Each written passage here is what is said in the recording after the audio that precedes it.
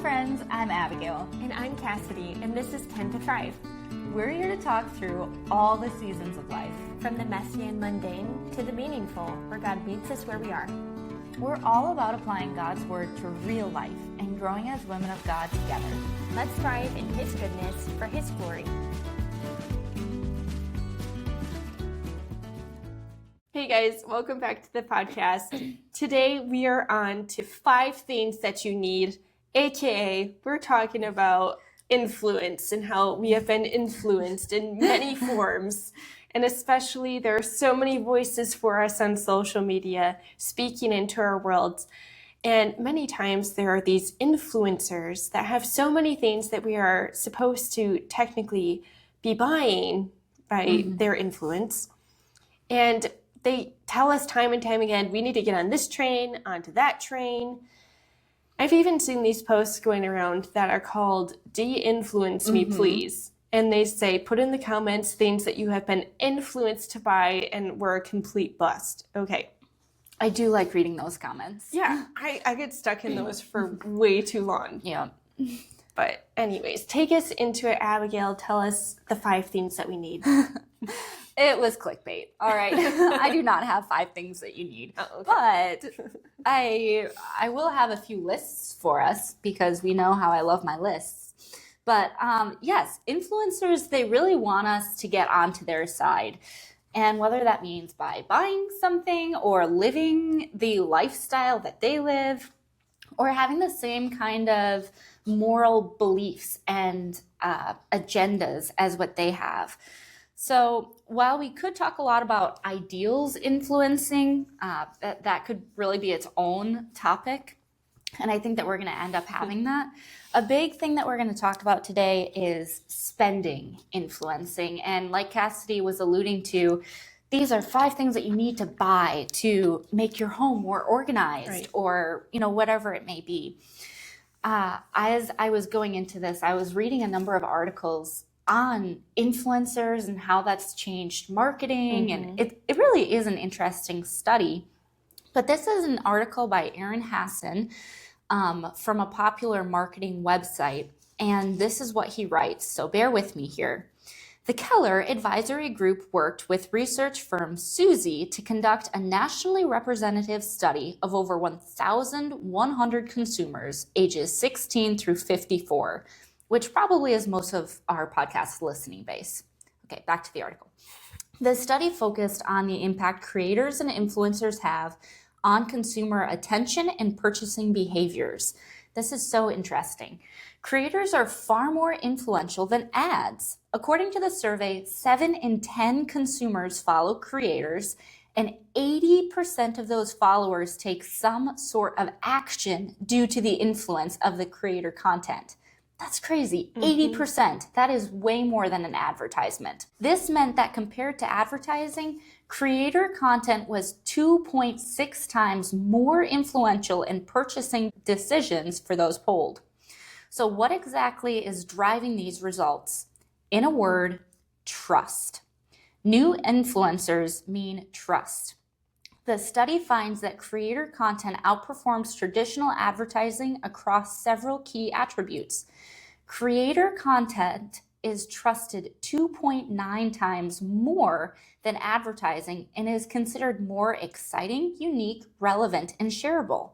Creator content also creates a stronger emotional connection, as 83% of consumers report that they like or love the creator's content. So that is pretty incredible. And as I was going through the entire article, it was really showing how, major businesses, talk about Walmart, Amazon, etc., how they're starting to shift their investments in advertising companies and rather putting it into these creators that are on social media. And I thought, wow, that is so interesting. Now, I don't want to say this to say like, oh, you can never, follow any kind of social media influencer because they're all out to get your money. That's not necessarily true. Many of them who are successful, they do make a living off of it. They do get some income.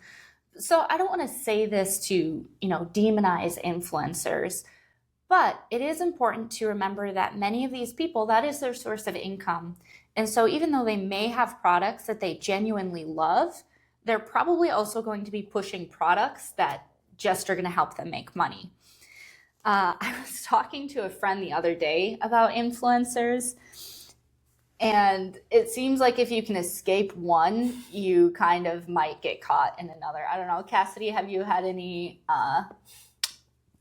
that you've been influenced by to buy things? Yes. And thinking about I feel like do you feel a little statistics, betrayed here? I'm like, what? This is so rude.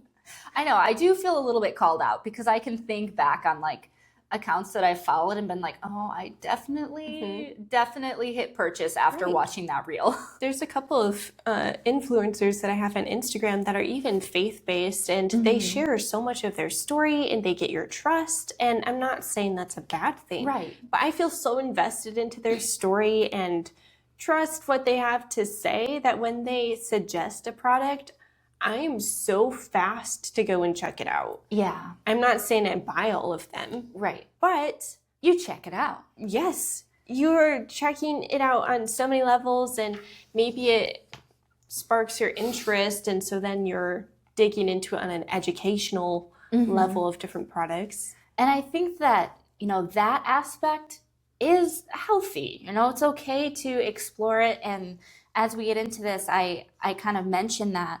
But yeah, when I was pregnant, I felt like I was really good at escaping all of the like baby gear stuff. Yeah. And I watched a lot of videos of like, okay, what is the best stroller brand and what is the best this brand or that brand? Because those were big investments that I knew I needed to make. And so I wanted to make a good one. But there were so many videos where these moms are like, oh, I use this thing and that thing. I'm like, you so many things? Crazy. Yeah, like this child needs to eat, a clean diaper, and like somewhere to sleep. That's it. I think being influenced by baby items is probably like the biggest pitfall, because they put like the most expensive baby items up there, and you're like, well, I have to have it because they say it's like life-saving and they didn't get any sleep unless you had this. Right, and it's like that phase literally lasts 2 weeks to a month. I hope that $2,000 was worth it for you. But yeah, I felt like I did pretty good avoiding that. I grew up around a lot of kids. I had a lot of hand-me-downs, and I was like, I do not want a house cluttered with baby junk. I'm sorry. But I did take my health into consideration, and I was like, you know what? I'm going to invest in my health. Still not willing to admit that I was definitely bamboozled into buying some health products that I did not need. But I was like, you know what? I'm going to make sure that I am a healthy mom, and I'm going to take care of this body and this baby. And there were some purchases that I made while pregnant that, looking back now, I'm like, I did not need that health product. Like, I just don't. I think that it's a good product, but like, the reality is I don't use it. Therefore, I really didn't need it. Therefore, the only reason I bought it was because I was influenced. So as we kind of go through this, a few things that I want to think about. I have some green and I have some orange. So green are good things to think about. Orange are little warning signs. Yeah. So our first one is green. And that is when you have enough knowledge about a subject, you are much harder to be influenced. Going back to the baby gear, I had a lot of knowledge on this. I have seen many, many kids grow up and seen, okay, they need this, they don't need that. I'm knowledgeable in health, but you start getting into the like nth degree of health things, and there's always more to learn. And so then it is very easy to look at someone who you trust, look at somebody who is more knowledgeable, and then drink the Kool-Aid that they're pouring out and be like, oh, wow, I really do need that. No, you don't. No, you don't. So orange. When someone you trust suggests it, you are likely to listen. This is a little bit of a warning sign, okay? It's good to listen to those who are wise counselors, But be aware, you are going to be much more easily persuaded. Take your time, especially when it comes to a purchase. Another orange one here. When you see it enough times, you start to believe it. Cassidy had a little statistic somewhere where she tells us. Can you share that? I gotta find it. Okay, while she's finding it, I'm going to go to the next one. This one is also green. When you have something you know that works, you're more likely to remain unpersuaded by a different item. So finding things that you're like, hey, this works, be content in that, keep using it, you don't need an upgrade. Were you able to find that stat? I have it. Okay. So it's the idea of what they call this truth effect. Truth effect. And I've heard the number said as it's 7, it's always 7, but it's the idea that if you see something advertised to you or presented to you between 5 and 8 times, that it starts to have this truth effect where it becomes more credible to you and you start to be influenced by things even if it's not truth. And so the frequency of being influenced by things can be mistaken for trust in these things. And that's tricky. I hate that. That is tricky. And I mean, that really goes into the idealism influence, right? When you're hearing things in the mainstream media or even not in little media things where it's like, oh, well, I keep being told this, so it must be true. So next I have a few personal rules to set when it comes to the content that you're consuming and whether, am I going to be influenced by this? Am I not? Am I going to continue following this social media account? I personally try to really limit the number of influencers that I follow. I try to keep it to like just a few in each area, primarily because I like my Instagram to be like actual people that I know.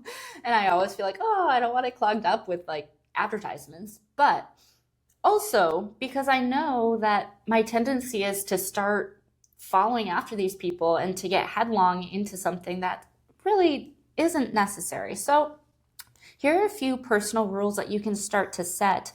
Number 1, if you aren't shopping, stop looking. All right? I'm going to go back to the pregnancy time. When I was pregnant, I wanted to find a really good prenatal brand. And so that was a time that I started looking and I listened to some of the different influencers and I ended up finding a prenatal brand that I really loved and it was suggested by one of these influencers and I'm super glad that I used it. It was wonderful. But again, I was specifically shopping for it. I wasn't looking for collagen. I wasn't looking for some kind of protein powder. I didn't go down that rabbit hole. I just needed prenatals and that was what I stuck with. If you start buying things that you don't need and you're not shopping for, this is a red flag moment. Number 2, if you are shopping, listen, then research, then look somewhere else, then research some more, then wait. All right? The waiting is key. Yes, the waiting is key. The number of times that I have put something in my Amazon shopping cart, been like, I'm not ready to buy this yet, came back like however long later, and I was like, why is this in my cart? I do not need this. Right. Yes, I've had that too. Yeah. So again, the waiting is key. The research is key. Don't just take the first one because realistically, there might be a way better brand that's way cheaper or maybe a way better brand that's a little bit more expensive, but it's actually going to work. Okay. Number 3, if you didn't notice a clear inconvenience, issue, deficit, or struggle before, then you probably do not need this item to make your life more convenient now, okay? If you are eating all of your meals off the floor, which you know what they do in some cultures, and they are fine, believe it or not. Our culture is a little bit different. I guess we're a little bit more high maintenance. We like to have tables. If you're eating your food off the floor and it's not working for you, it might be time to buy a table, to have something more convenient. If you already have a good table that's working, it fits in your space, your family uses it fine, you probably don't need to go out and buy a brand new table because you saw that the Magnolia table is even better. you don't need it. Your table is just fine. An example about this is I'd been seeing these wet vacs being influenced to me. And I was like, oh my word, I hate mopping because like my kids will run over it and slip and hit their head. Like, That's your reasoning for hating mopping? I mean, that's fair. Because it slurps up the Slurps up the water. Yes, it dries it. So it's not as wet for as long. I just think that is a very safe reason for not liking mopping. But is that really your main reason for not liking mopping? I couldn't mop when the kids were awake because you'd say, stay on the carpet, don't move, and they wouldn't listen. Sorry. And so it's this whole thing. So funny. Yeah, I'm giving you a little magnifying glass into my house. And so it turns into this whole thing of I'm going to get you some of those listen. Caution cones. Yes. Okay, they might actually listen if I do that, though. This is genius. I'll get you caution cones, and you don't need a wet vac. Okay, well, the wet vac had already been bought. Already purchased. Which it did actually turn out to be quiet enough to use during nap time. But I thought you wanted to use it while they were awake, Cassidy. But that's yes, okay. Because this is part of my story. Okay. Sorry, I'll stop interrupting. Yes, now I'm all mixed up. So I was like, Alex, I really think that I need this because this mopping thing is not going well. It turns into a whole discipline season of you're not listening to me. You need to like not injure yourself. Okay, so we bought the wet vac and it often went unused because it's a whole nother thing of introducing it to your routine that you still have to clean the wet vac. Yeah, you have to clean out. That is my least favorite part about the wet vac. Right. But I can't say that it's a complete bust because sometimes it's completely saved.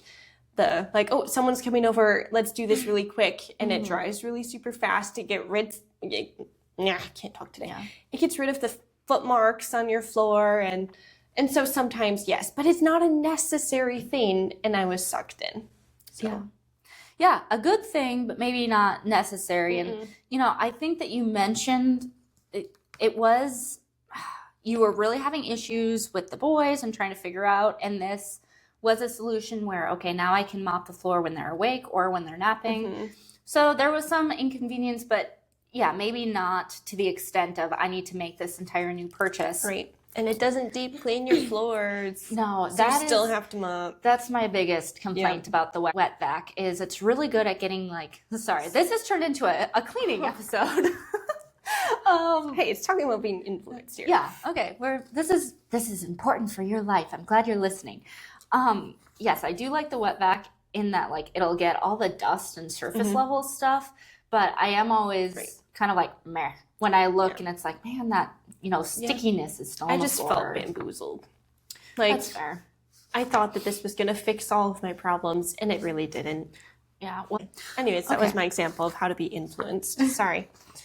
I appreciate it. Number 4, if you, and this one it is probably my go-to personally. If you don't want to talk about this purchase or potential purchase to your parent, spouse, significant other, or whoever is your authority or that you need to, make decisions with, it's probably due to your better judgment indicating that this is not a good idea. I just had this week because I wanted a puppy. I had to bring it up to my husband, but we're trying to save. Right now is not the time to buy a puppy. Yeah. So I was afraid to bring it up with him, and that should have been my sign to you shouldn't have. It's not a good time.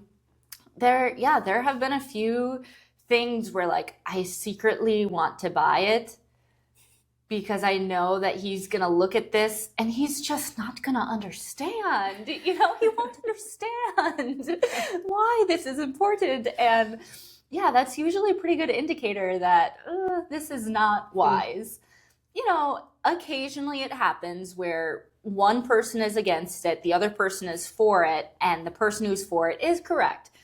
But oftentimes the person who's against it is using their better judgment, and there's way too many examples going through my head right now. Yeah. Of where this point number 4 is so applicable to my life. Yeah, it's brutal. And again, like I said, if you're not married or you don't have a significant other, bring your parents into this, okay? See how your parents feel about your spending. Okay, this is another quote that I have here from a website, and it says, worship with your wealth. So again, worship with your wealth, but don't worship your wealth. This phrase is more than a punchy platitude. This verse is rooted in the Apostle Paul's words to Timothy.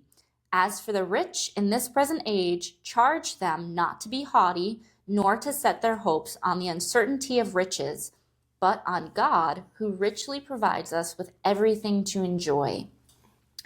So we have good things. Many of us do. We have these financial blessings, and so use that to serve the Lord, but don't worship that wealth. Don't worship what you have and just get this idea that, hey, I need to keep indulging myself because I have the money for it. I have the ability. We're going to really start to gear into the more spiritual side of, God does care about how we're influenced. He cares about how we spend our money and how we're stewarding things. Proverbs chapter 21, verse 5 says, the plans of the diligent lead surely to plenty, but those of everyone who is hasty, surely to poverty. Again, Cassidy and I were talking about how we'll have these, knee-jerk reactions to buy things. We'll see something shiny and it's like, oh, I need that. Solve all my problems. Yes, this will make my life better. And we go for it, but the problem is it's usually hasty. Yeah. I was reading an article by an influencer on spending your money wisely. And one of the comments, which I was like, wow, you are like a pilgrim. You are like a Quaker out there, where she was saying that she does not have Amazon Prime. And I was like, oh, I didn't know you could do that. Instead, what she does is she adds things to her Amazon cart. And then once you get enough items, it's free shipping. Like most websites, you spend enough, they give you free shipping. Amazon is the same way. And her point of that is you're saving like whatever, $120, $130 a year on the Prime membership. And then you're way less likely to make those really useless purchases on Amazon because you keep adding to it over maybe a week or a couple of weeks. And then when you come back to review your cart, you're like, what is this doing in my cart? It's just impulse buy, a thing after thing, and it gets pretty intense. Yeah. The amount of items that you can rack up. Yeah, and it's those hasty purchases, and that is really exactly what the Lord is warning us against, is don't be so hasty. That's going to leave you to poverty. Plan out what you're doing. All right, next verse, Isaiah 55, verse 2. Why do you spend money for what is not bread, and your wages for what does not satisfy? Listen carefully to me and eat what is good, and let your soul delight itself in abundance. Obviously, this verse has a little bit more context as to where the people of Israel were at this time and the prophecies that Isaiah is giving. But the point here still lies. The reality is that in today's world, we easily can afford luxuries such as hobbies and toys and things that aren't absolutely necessary. And again, we can live well within our budget, but far too often our purchases that are intending for luxury or pleasure, they just don't satisfy. And that is kind of going back to what Isaiah is saying here. Why are you spending your wages on these things that don't satisfy? They're not going to bring you to what you're really looking for. There is something that's really satisfying about somebody who lives just with what they need. I think so many of us, I know that I have been to an extent, I am not able to achieve it, but influenced and really I appreciate the minimalism movement, and I appreciate individuals who truly are able to say, yes, I'm a minimalist. And I think one of the reasons why that's so satisfying is because they don't have all this added stuff that leads to emptiness. They're able to use everything that they have. There's a purpose, there's a plan for it, and they're not living in that excess. And that's very satisfying. And that, again, goes back to who Christ is. We start to fill our lives with all these extra things that, hey, I'm going to be happier. I'm going to be more successful. And the Lord says, no. Look at the lilies. They don't toil, and yet they're more gloriously arrayed than King Solomon. And that's what the Lord does, is he supplies our needs.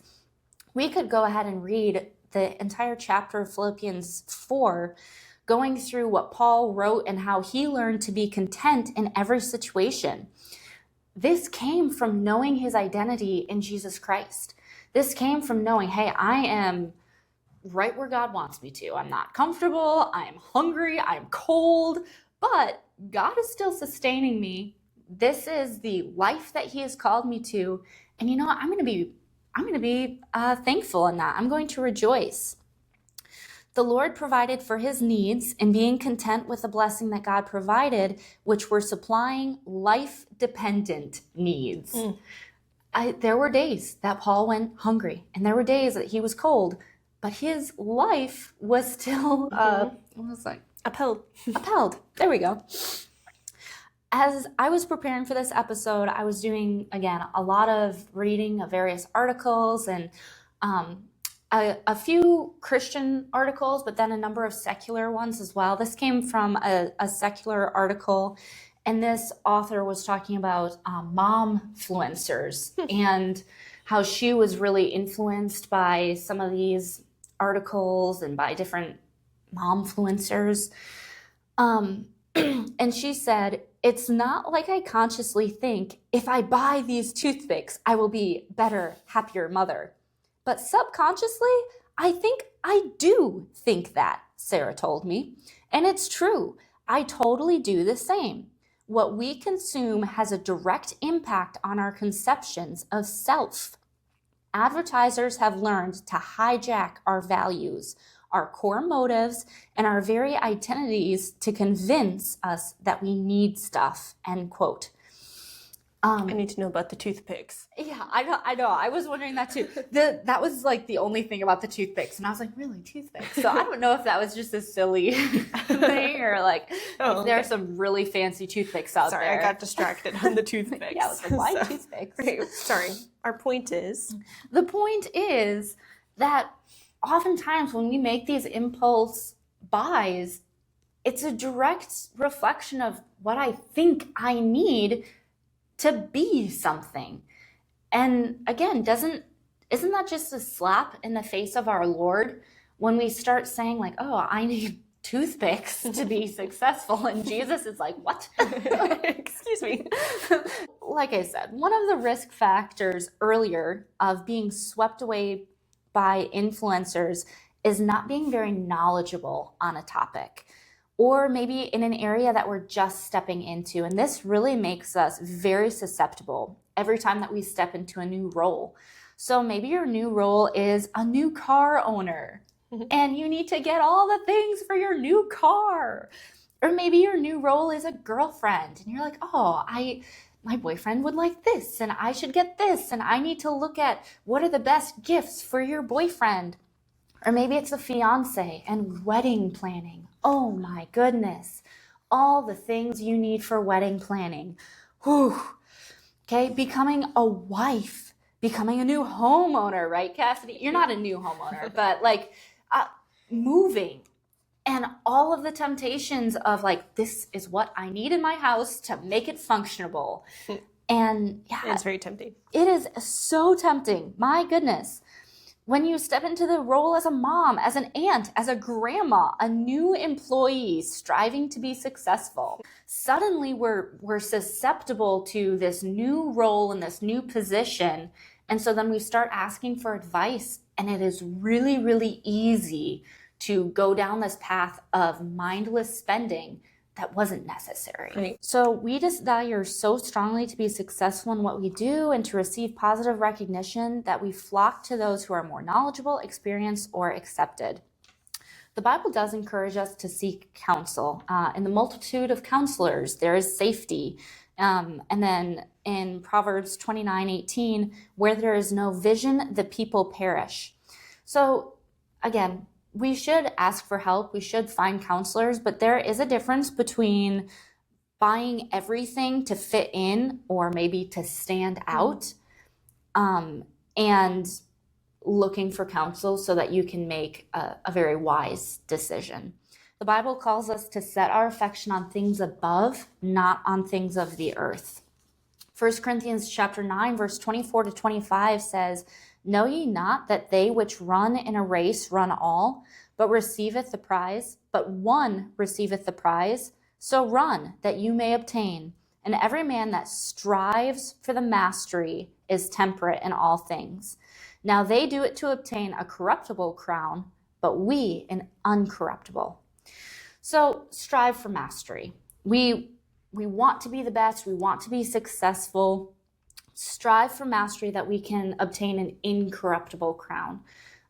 Cassidy had talked about how there's really good influencers that are sharing like really great biblical materials and resources that we can use to have a deeper walk with the Lord.